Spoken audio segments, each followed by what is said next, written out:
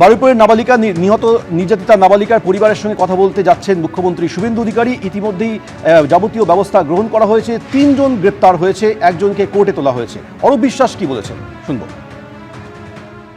চিরকাল সাদাকে সাদা কালোকে কালো বলেছি। আমি কখনো যখন আমি শাসক দলে ছিলাম, মন্ত্রী ছিলাম, তখনও এমন কিছু করিনি বা বলিনি যেটা আমি যখনই বলেছি যেটা সাদা সেটা সাদা, যেটা কালো কালো।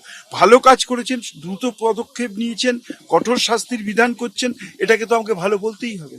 কিন্তু যদিও জঘন্যতম ঘটনা, কিন্তু যারা করেছেন, কিন্তু সরকার প্রথম মুহূর্ত থেকে সক্রিয় হয়েছেন এবং তারা ব্যবস্থা নিচ্ছেন, এটাই সব থেকে ভালো।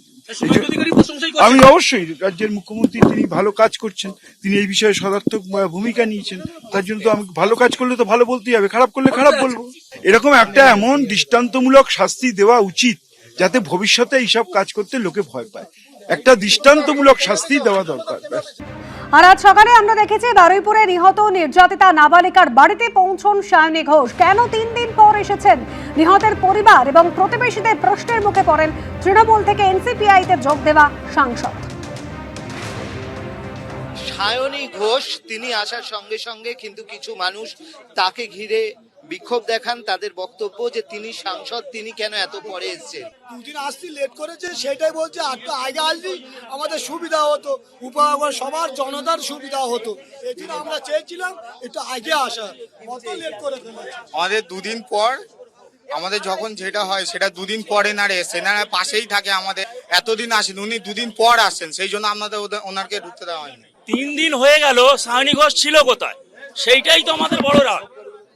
আমাদের রাগ তো সেইটাই। না, রাগ থাকবে না, কেন থাকবে না?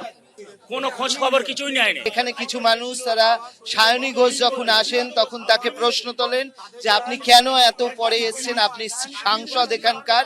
কিন্তু তারপরে তারা দরজাও আটকে দেওয়ার চেষ্টা করেন, কিন্তু শেষ পর্যন্ত প্রথমে সায়নী ঘোষ, কাকলি ঘোষ দস্তিদার, তারপরেও আটকে ছিলেন হচ্ছে চন্দ্রিমা ভট্টাচার্য, ঋতব্রতরা। তারা পরবর্তী সময় ভেতরে প্রবেশ করেন। আমার প্রতি যদি তাদের কোনো অভিমান থাকে তাহলে তারা 100 বার আমাকে বলতে পারে। যেরকম ভাবে 1 মিনিটের জন্য আটকাবে, ঠিক সেরকম ভাবে আধ ঘন্টার জন্য ভেতরে ঢুকিয়ে কথাও বলবে। এটা আমাদের বিষয়, তাই তো? দৃষ্টান্তমূলক শাস্তি, এবং দৃষ্টান্তমূলক শাস্তি কার? যারা এই ঘটনার সঙ্গে জড়িত তাদের, এবং তার থেকে যদি বৃহত্তর কোনো নেক্সাস থাকে। এটা সামনে 4 জন আছে বলেছে 4 জনই আছে, সেটা কিন্তু নয়। এটার পেছনে একটা বড় র্যাকেট আছে। পুলিশ আগের সরকারের ক্ষেত্রে যখন কাজ করেছে সেখানে একটা রিলাক্টেন্স ছিল। এখানে যেটা দাবি সেটা হচ্ছে প্রথমত যে দৃষ্টান্তমূলক শাস্তি হবে। যারা যারা জড়িত অলরেডি আপনারা জানেন অ্যারেস্ট হচ্ছে, যারা বাইরে রয়েছে তাদেরকেও ধরতে হবে, এবং এটার মূল থেকে উৎখাত করতে হবে এই র্যাকেটটাকে। এটা হচ্ছে প্রথম।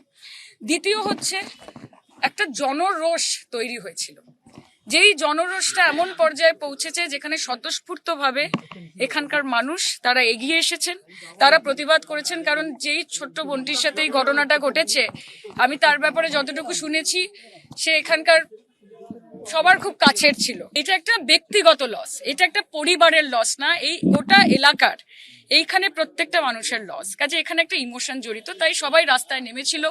ক্যামেরায় সন্দীপ পালের সঙ্গে Arnab Mukhopadhyay, ABP Ananda.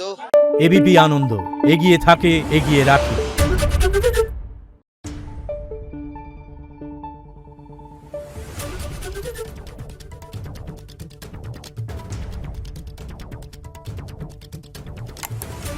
Thank you.